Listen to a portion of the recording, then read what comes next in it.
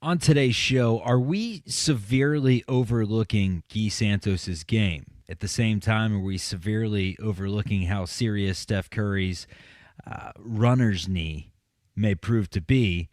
And hopefully, we are overlooking these talks of Kawhi Leonard. Why has that crept in to Warriors fans' brains? We're going to talk about it on today's show. You are Locked On Warriors, your daily Golden State Warriors podcast. What are they going to say now? Part of the Locked On Podcast Network, your team every day.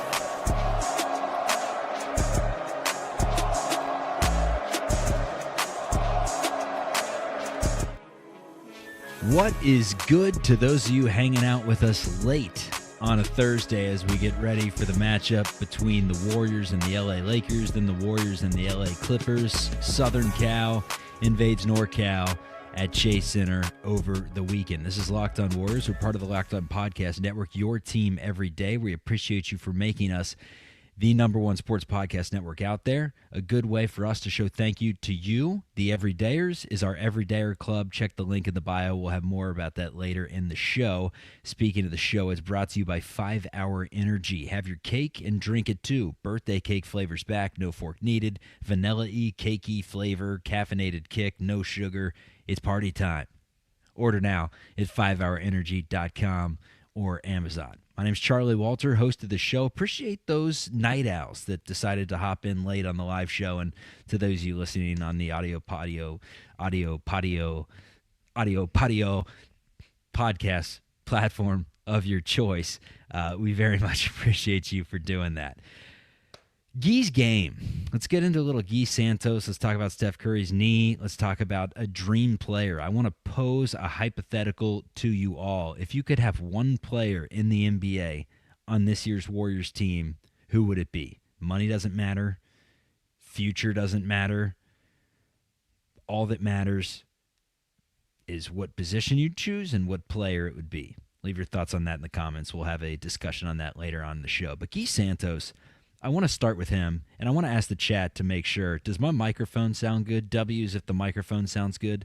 Wearing the headset again. I've had some issues with it the past few days in terms of it being too hot. Don't want to be too hot as the show goes on. Hopefully the Warriors are hot, though, with two coming up against L.A. A much tougher task than the Memphis Grizzlies. The good news is when Steph Curry does come back, have they found themselves a very good player in Gui Santos? Like, is this dude legitimate? He's young enough. He was drafted, which, always makes you feel good as compared to someone that was like an unrestricted free agent. Look, he's from Brazil. There wasn't a ton of scout on the dude.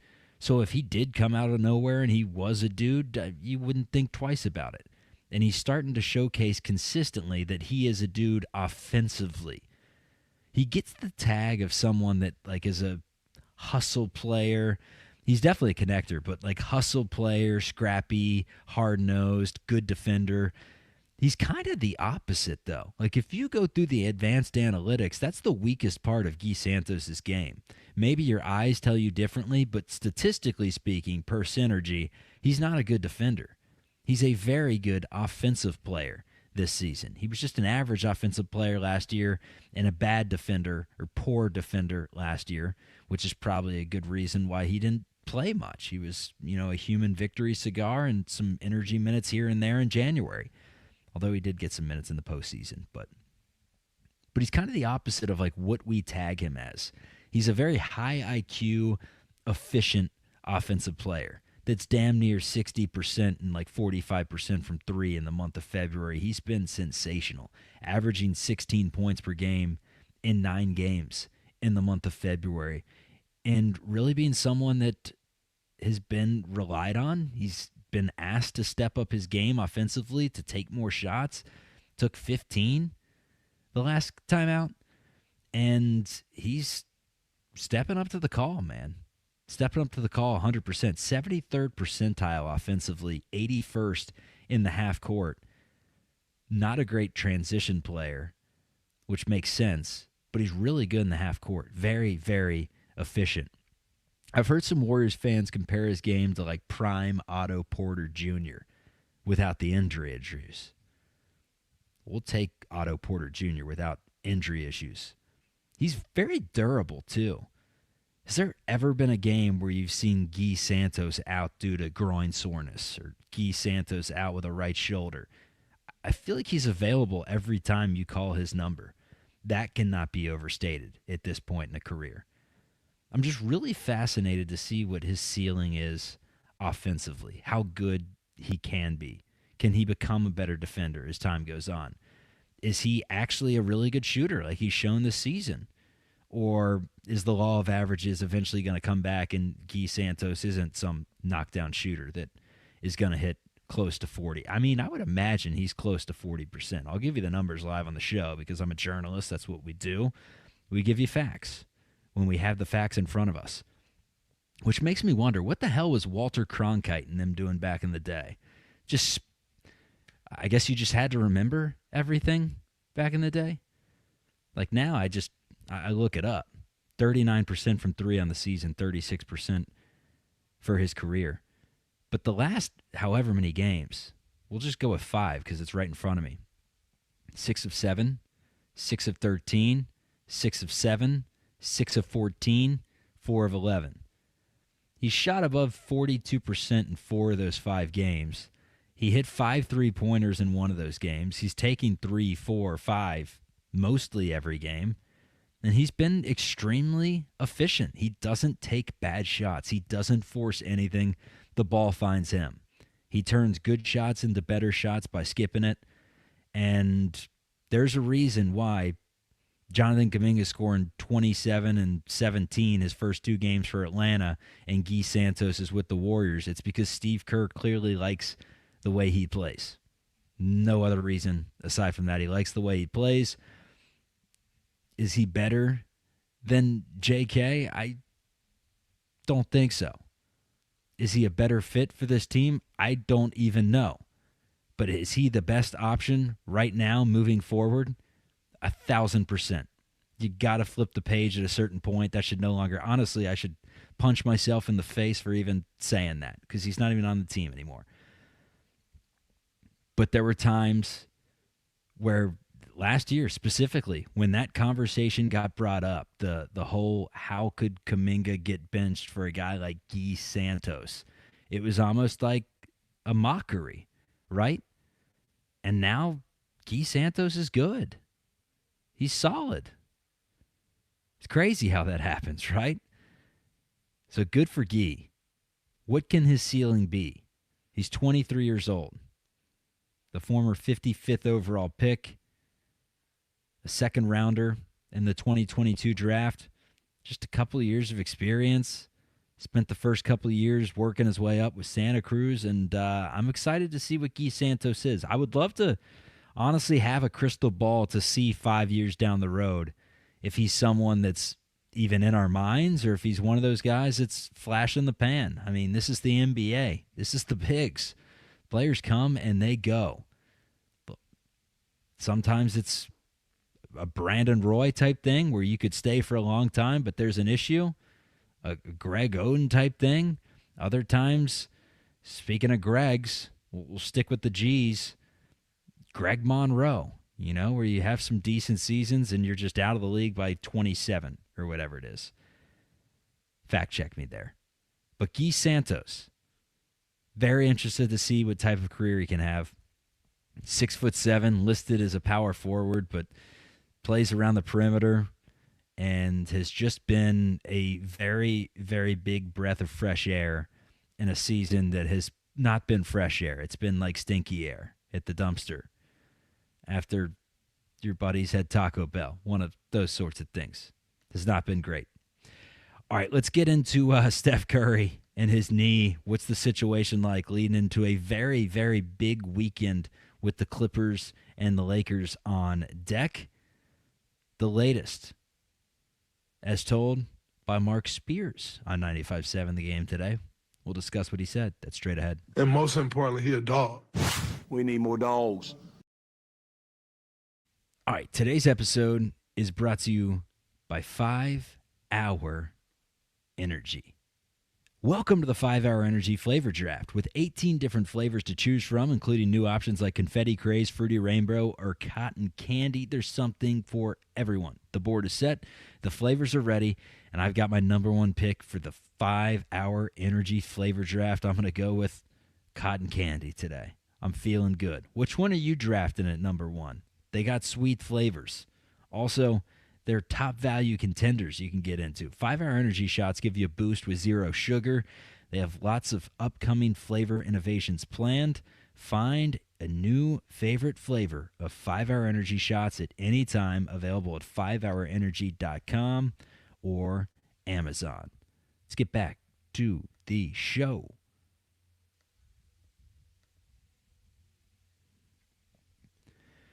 All right, now's a good time to also tell you about our Everydayer Club. Just hit that bio, hit that description on YouTube or wherever you're listening to your audio podcast. There'll be a link to the Everydayer Club. What it is it shows without the commercials and everything in there. It's just flat out shows right there. It's also a Discord that you can join with other Warriors fans, national group chat. Just a bunch of really good stuff that the Everydayer Club provides, and I'll be hopping in those Discords as well moving forward. Will Steph Curry be playing moving forward? I'm talking hopefully pretty soon. It's interesting because we talked about Gui Santos the entire first segment. We haven't seen this new Gui with Steph. Like, everyone's always really liked Gui, and everyone's always felt like he should be in the rotation more. Everyone's always felt like he can hold his own out there. But I don't think with Steph Curry on the floor, people have felt like Gui Santos is a viable offensive option. Has this 10, 15 game stretch where Steph Curry's been out changed your mind?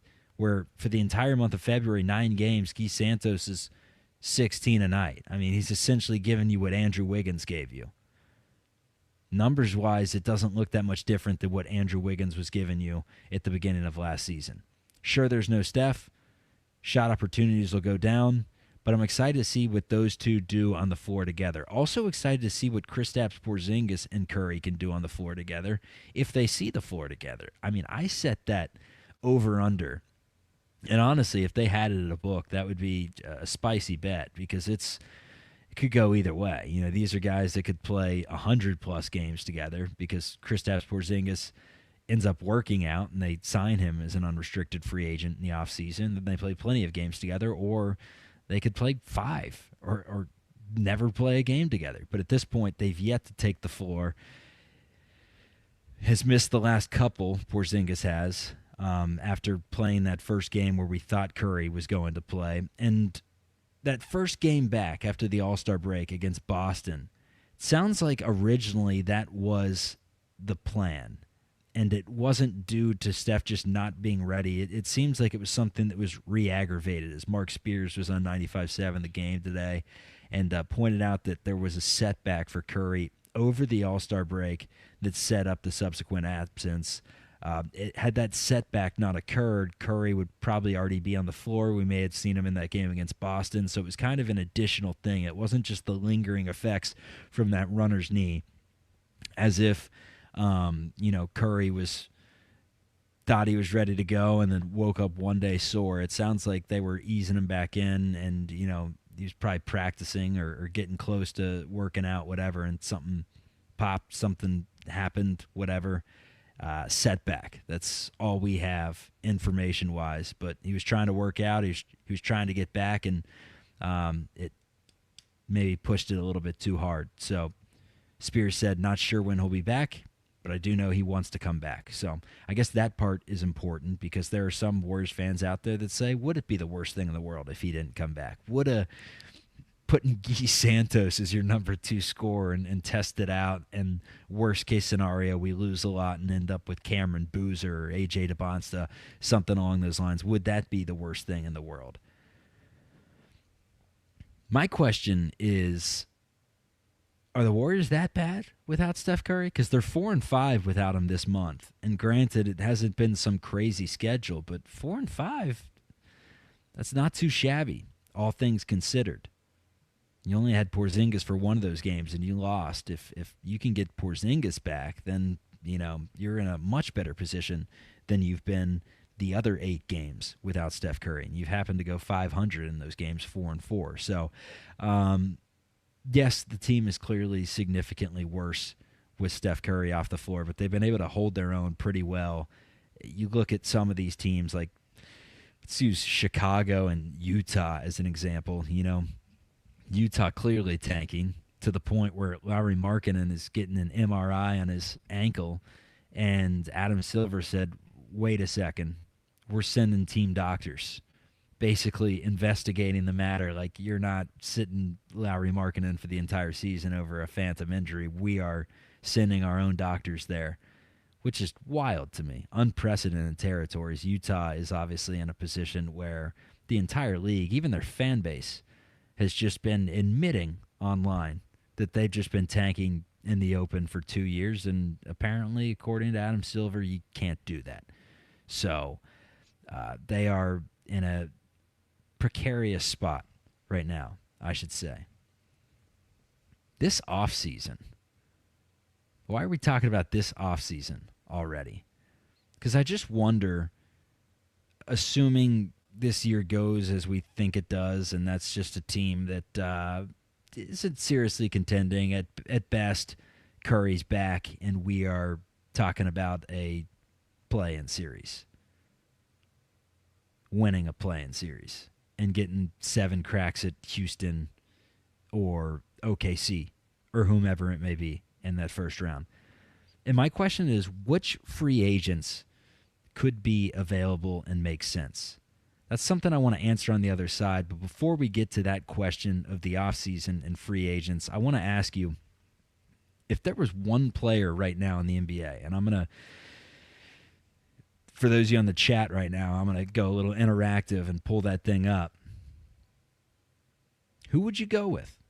One player, any position, any salary, any team, doesn't matter the circumstance, doesn't matter if it's a pipe dream that he could play in the Bay Area. Who would it be?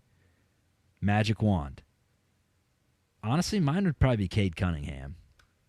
I just think having Curry off the ball with a big point guard like Cunningham, who can also pick up point of attack and is just an excellent defender and can facilitate things. Curry, Butler, Cunningham, Al Horford, and plug whoever else you want in there.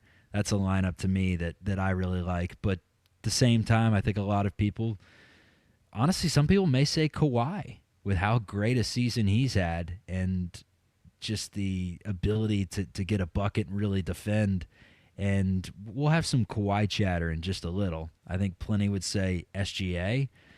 We saw what Jimmy brought to the floor and able to get to the line. SGA does that on steroids. And not only that, he can get you buckets, big-time player, high IQ player. Some may say Luka. Some may say, oh, it's got to be Wemby with the way he changed the floor, with the way he just dominate without the ball in his hands, you know?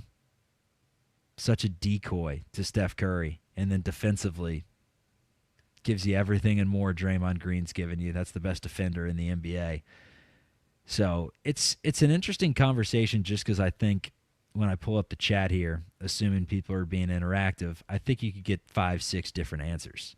And the ones that we have right now, Jaylen Brown, Trey Murphy, Zero Empire. I'm not giving you a budget, man. I said any player in the NBA. Trey Murphy, all right, man. You'll take it. Trey Murphy and Herb Jones.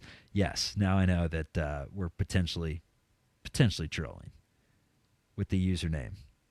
Who the F is Tengus Pengus?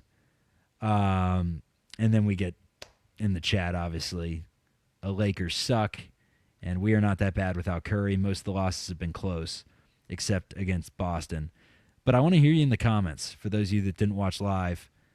Who is that golden goose that the Warriors wouldn't get, but if you had the magic wand, if you had the genie, and he gave you one wish of any player you wanted in the association, who would that player be? And why I bring that up is a couple topics that I want to get into. A, the Kawhi Leonard chatter, and B, this offseason. We'll start with the Kawhi Leonard chatter, which simply put is his contract. There's all the talks about them circumventing the salary cap, and would they nullify that contract, and would he subsequently be a free agent? And if he were, now there's a phantom. Did we get who the NBA insider Tom Haberstroh thinks that Adam Silver could punish Leonard and the Clippers, and if he does, expect the Golden State Warriors to give a call immediately. There'd be a frenzy for his services. Lakers, Warriors, Knicks. He'd be perfect. I've been saying his name for a couple of seasons while many, many of the viewers of the show have said he's absolutely cooked. He is phenomenal. He's having an excellent season. He'd be a beautiful fit. Unfortunately, I think it's very much impossible. I think probably the best way to do it would be through a trade rather than trying to pick him up in free agency. So to me, it's kind of like a non-starter. But I do think it brings up the burning questions, which are who falls into the Warriors' lap. Every offseason, there's someone that falls into someone's lap. I mean, for example, Miami this season. Granted, they're probably not going to win a championship or compete for one, but Norman Powell fell into their lap. Like, their moves where dudes just name who you want, where guys just fall into teams' breadbaskets. And it shouldn't have worked out that way. It shouldn't have been that easy. That player should make a lot more money than that, X, Y, and Z.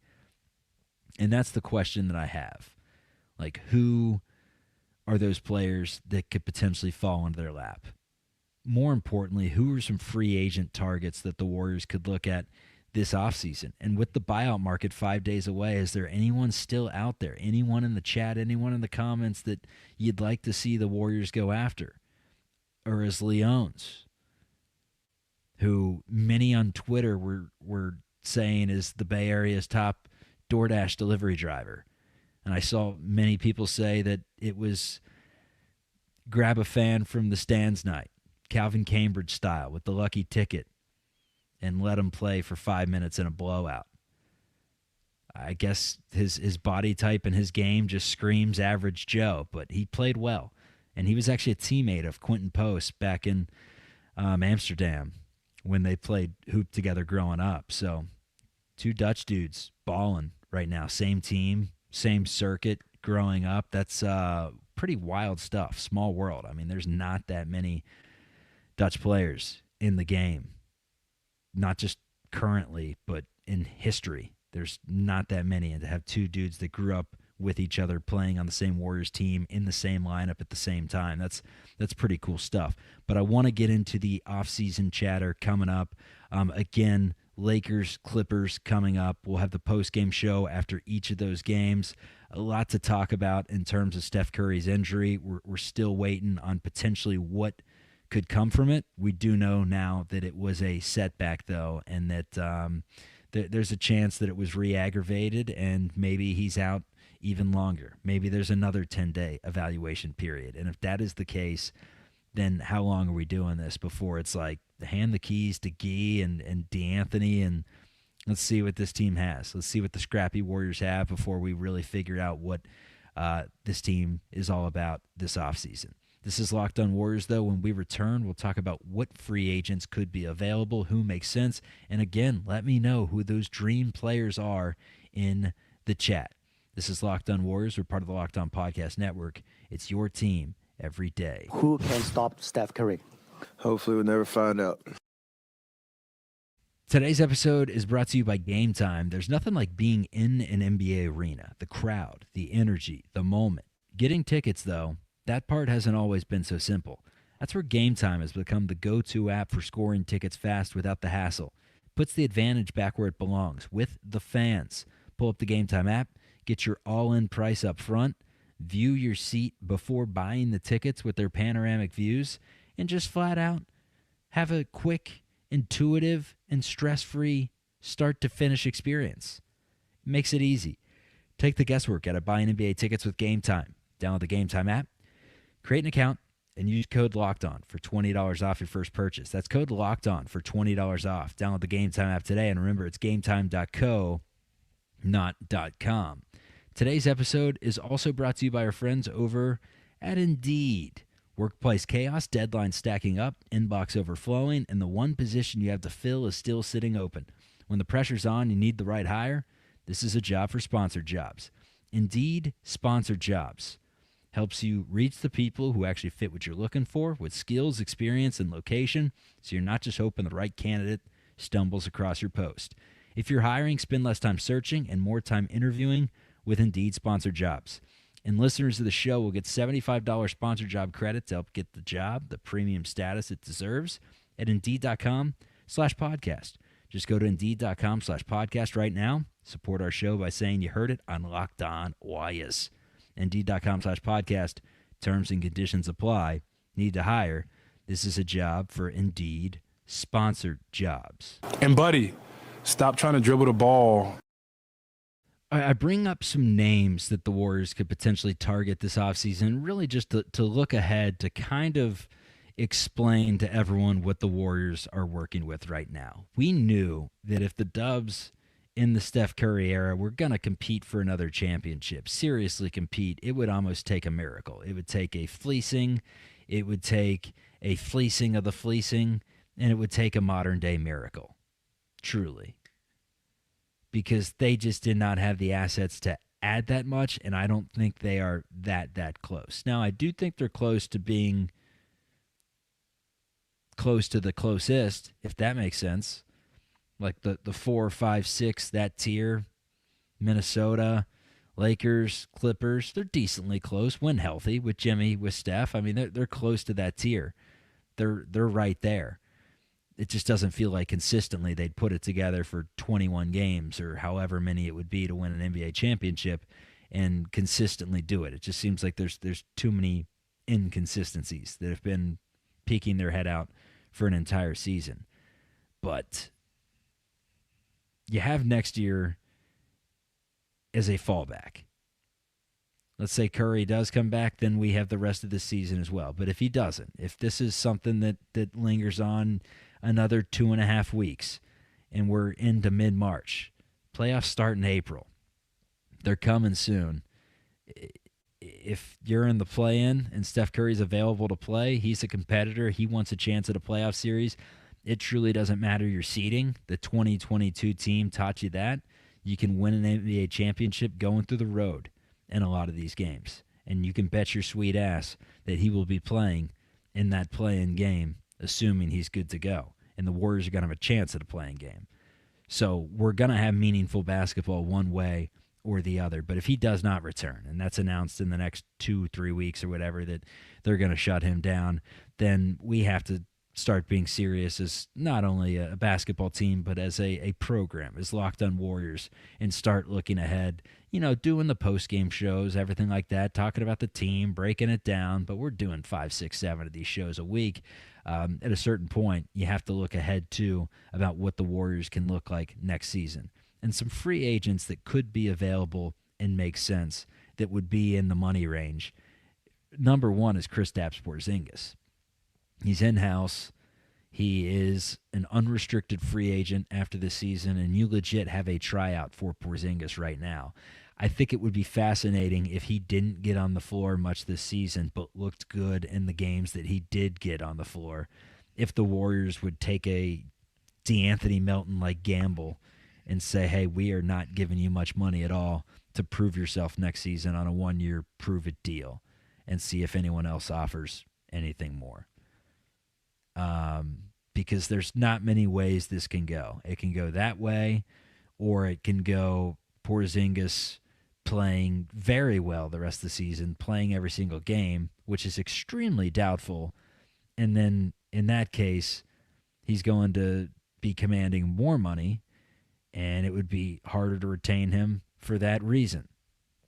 And then the other thing is he just doesn't play and doesn't want to return and retires. I mean, there's all sorts of different options on the table there when it comes to Kristaps Porzingis. Norman Powell is a name that's an unrestricted free agent that doesn't make a ton of money as of right now, but he may be in that high 20s, 30s range next season, you would think.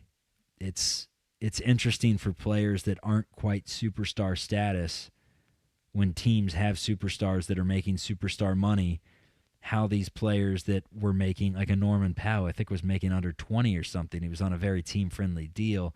How they are going to look in their 30s in terms of making, like, production-wise, he's worth 32, 35 million, you would have to think. But is anyone actually going to pay him that? Or can you get a player like that on the cheap? Would he help you out? Other names that are available: Harrison Barnes, reunion tour. Have him in the corner, knock down some threes. Rui Hachimura, big wing, could shoot it a little, can do a little bit of everything. Hasn't been excellent, but when he has been good, he's been good. Mitchell Robinson, give you some size. Mo Wagner, give you a little versatility. Ayo DeSumo, give you a scoring punch. He's on an expiring deal. He's an unrestricted free agent. Names like Kobe White. There are some names. Question is, what is the fit? And that's why all this ties together with the conversation I had earlier that was, if you could pick one player in the NBA, no rules, to be on this year's Warriors team, who would it be? And then whoever that player would be, I'd look at someone of that position in free agency, of that mold, because you're kind of telling on yourself that you as a fan, you as an observer, you think that that's the type of player that they would need. Unless it's like best available option. You know, you're in a fantasy football draft and you already have 2 running backs, but James Cook is there in the 7th round or something along those lines, and you're just like, well, I can use him in the flex, or inevitably someone's going to get hurt, so we're going to stockpile. Maybe it's that type of situation, and that's why you chose said player. But I think Warriors clearly need a two-way facilitator, someone that can create, and that's, to me, like a Cade Cunningham clearly comes to mind. You could say Ant Edwards. There's so many different names, and who can mimic that type of player in free agency? Are they going to be available? The answer is probably not. What position do they play? What kind of size do they bring? That's the way I'd be looking at this thing, to try and round out a roster for next season. But the big question that we have right now is obviously Steph Curry, and then it's Kristaps Porzingis. Because if Kristaps Porzingis can somehow work his way into favor to the point where everyone's down with bringing him back, and not just the front office and the coaching staff, but also the fan base is like, this is, it may not work, but it's a worthy gamble. Because right now, I think, if we're being for real, it doesn't seem like even a worthy gamble. It's like, yeah, okay, if we get him on the minimum, sure, throw him whoever's money, you know, throw him Cole Anthony's money or whomever else we'd sign with that sort of salary, sure. But if he wants a mid-level exception or something along those lines, and Jimmy Butler's supposed to return, and we have one last chance with healthy Steph, I don't think using your mid-level exception on a gamble is really the way to go. You kind of want a sure thing to a certain degree. So the Porzingis wrinkle of this is big, because if you can somehow get your center that you've been coveting for so long, that'd be huge. The other aspect is you have Al Horford next season on a player option. You would have to think he'd buy into that player option. Then you have Al Horford, who has been really good. And you can slow play him into the postseason like you have this year. And frankly, if you're not in any sort of contention and Steph's not coming back, I mean, you're not just going to shut down players, right? These are competitors. They're dudes that do this for their job. Al Horford's playing regardless. But you can ease back on some of his minutes towards the end of the season and make sure that you're getting a victory lap with Al to where he looks good next year. But I don't want to focus too much on next year. Just a segment on today's show and just a segment on this show here and there, because, again, the ceiling does feel a little bit low, like it's caving in to a certain degree on this season. And sure, the last we saw of the Warriors, they looked incredible against the Memphis Grizzlies, but that was a very favorable matchup. It was one where the Warriors had just a massive size advantage over a team like Memphis. They're just flat out not good. Game prior, you lost to the New Orleans Pelicans. It's hard to sit here, try to be a realist, and say that, like, we shouldn't at least in the back of our minds be thinking, as fans, what are the Warriors going to do next season what's kind of on the docket here.